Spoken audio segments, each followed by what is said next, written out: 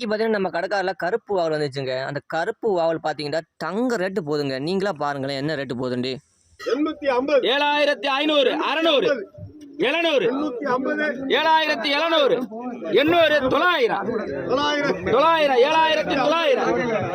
8000 ரூபாய் கேள்வி 100 8100 8200 8200 300 400 8500 8500 600 8600 700 800 900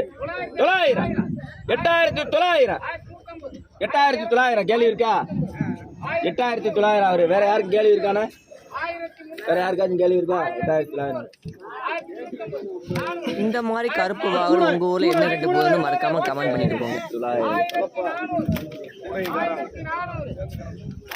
மேல வாங்க மாவுளா